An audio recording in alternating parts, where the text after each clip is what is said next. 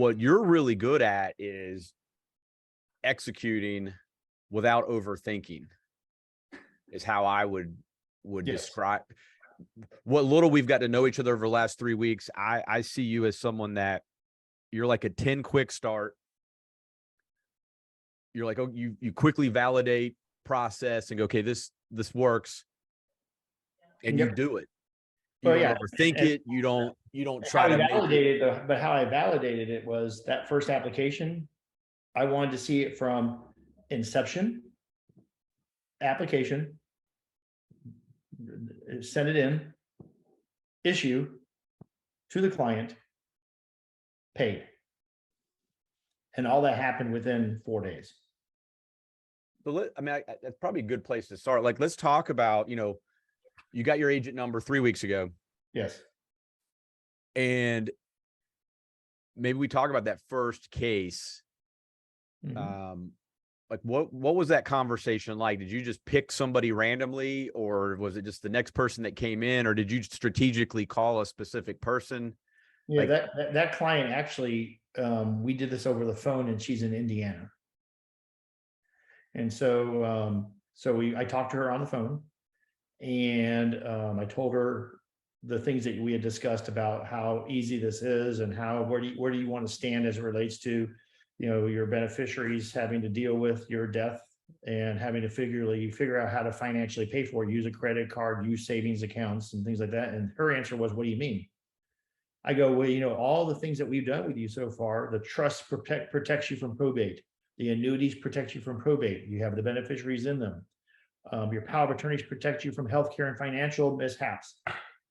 But how does the person that you're going to have in charge of all this get to take care of those expenses upon your passing for those first 30, 60, 90 days? And she said, well, that's the annuity, my checking account. I said, well, your checking account, we made sure it's retitled in the name of your trust. So upon your passing, the trustee of the trust that gets that, but what does that person need? And I walked him through that whole conversation, and she was, all the yeses were coming. Oh, and I go backwards. I had sent her the survey in an email for her to go over and walk through with me. So we actually answered the questions while she was on the phone. And then she said, I'm looking at the survey as we're talking, and she goes, I see how important this is. I go, well, you see the numbers down below, and it's $10,000 to $25,000, but you said you had your funeral already paid for, you have this already paid for. But what expenses do you want them to handle, so that you're in Indiana and one of your kids is in Florida, the other one's over in DC? How are they going to get to you, and who's going to take care of it? She just said, let's divert $10,000 into that account. And that's how that happened. and so you took the app, submitted it, and I got her to send me a check. She took a picture of her check so I could submit the check with the app. EFT document, I sent I sent the document back to her. She printed it, signed it, sent it back to me.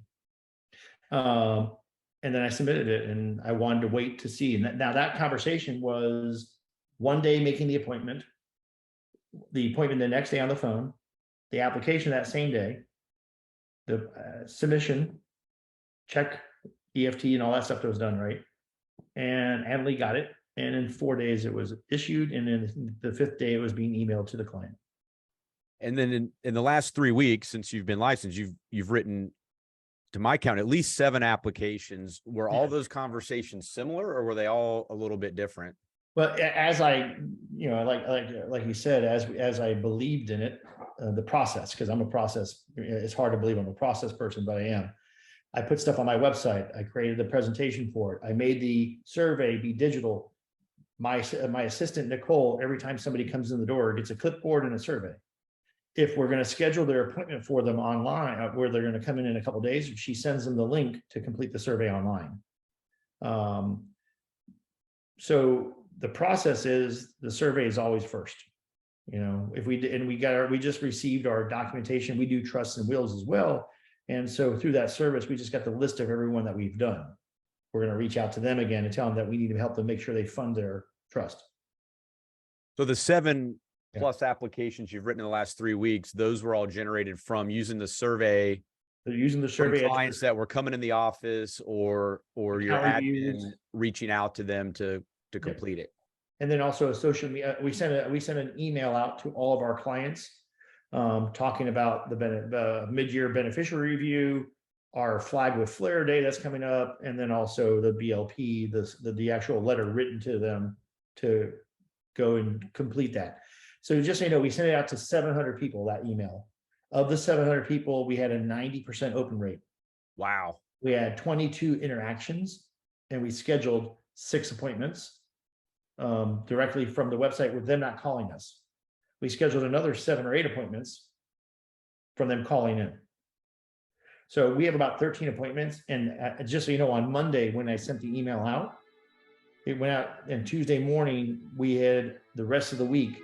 I have 1 appointment spot available. And I think she just took it just now, as Nicole just scheduled something just now.